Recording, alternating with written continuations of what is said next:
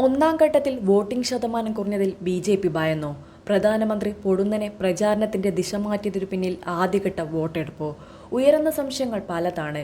പ്രധാനമന്ത്രി നരേന്ദ്രമോദിയുടെ വിദ്വേഷ പ്രസംഗം പിറന്നത് രാജസ്ഥാനിലാണ്. ആദ്യം വിധിയെഴുതിയ 12 മണ്ഡലങ്ങൾ രാജസ്ഥാനിലാണ്. ഈ മണ്ഡലങ്ങളിൽ വോട്ടിംഗ് ശതമാനത്തിൽ ഗണ്യമായ കുറവാണ് ഉണ്ടായത്. ലോക്സഭാ തെരഞ്ഞെടുപ്പിന്റെ ഒന്നാം ഘട്ടം കഴിഞ്ഞപ്പോൾ ബി.ജെ.പിയുടെ ആത്മവിശ്വാസത്തിൽ ഇടിവ് സംഭവിച്ചു. ബി.ജെ.പിയുടെയും പ്രധാനമന്ത്രിയുടെയും ഭാവമാറ്റത്തിൽ വല്ലാത്തൊരു അങ്കലാപ്പ് പ്രകടമാണ്.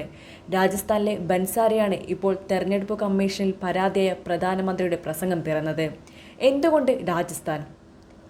ആദ്യഘട്ട തെരഞ്ഞെടുപ്പിൽ രാജസ്ഥാനിൽ വിധിയെഴുതിയ 12 ലോക്സഭാ മണ്ഡലങ്ങളിലും വോട്ടിംഗ് ശതമാനത്തിൽ ഗണ്യമായ കുറവാണ് രേഖപ്പെടുത്തിയിരിക്കുന്നത്. 57.87% പോളിംഗ് ശതമാനം.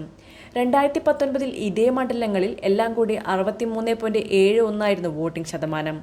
കോൺഗ്രസിന് മേൽക്കൈ പ്രവചിച്ച ഷിഗാവതി മേഖലയിലാണ് ആദ്യഘട്ട തെരഞ്ഞെടുപ്പ് നടന്നത്.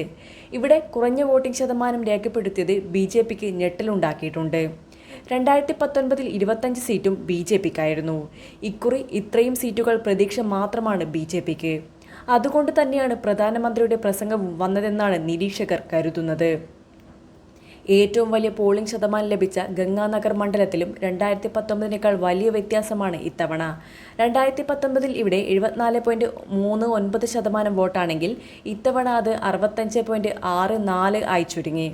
കരൗളി ധോൽപൂർ മണ്ഡലത്തിൽ 49.29% വോട്ടാണ് പോൾ ചെയ്തത്. 2019 ഇവിടെ 55.06% വോട്ടിംഗ് ശതമാനം.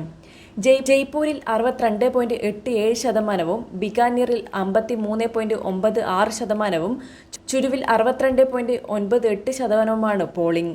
സിക്കർ 57.28, ജയ്പൂർ റൂറൽ 56.58, ആൾവാർ 59.79, ദൗസ 55.21, ഭരത്പൂർ 52.69, ജുൻജുനു 51.62, നൗഗർ 56.89 എന്നിങ്ങനെയാണ് പോളിംഗ് ശതമാനം. വോട്ടിംഗ് ശതമാനം കുറഞ്ഞാൽ ഭരണകക്ഷിക്ക് തിരിച്ചടിയാണ് എന്നാണ് പൊതുവെയുള്ള തെരഞ്ഞെടുപ്പ് ട്രെൻഡ്. പ്രധാനമന്ത്രി നരേന്ദ്രമോദിയും കേന്ദ്ര ആഭ്യന്തരമന്ത്രി അമിത്ഷായും പലതവണ നേരിട്ടെത്തിയ മണ്ഡലമാണ് ഷിഗാവതി. ജാട്ട് വിഭാഗത്തിൽപ്പെട്ടവർക്ക് മേൽക്കൈയുള്ള ഈ മേഖലയിൽ കഴിഞ്ഞ നിയമസഭാ തെരഞ്ഞെടുപ്പിലും ബി.ജെ.പിക്ക് നേട്ടമുണ്ടാക്കാൻ സാധിച്ചില്ല. 2023 തെരഞ്ഞെടുപ്പിൽ മേഖലയിലുള്ള 96 നിയമസഭാ മണ്ഡലങ്ങളിൽ 42 ഇടത്ത് മാത്രമാണ് ബി.ജെ.പിക്ക് ജയിക്കാൻ സാധിച്ചത്. ബാക്കി 54 സീറ്റുകൾ കോൺഗ്രസിനൊപ്പമായിരുന്നു.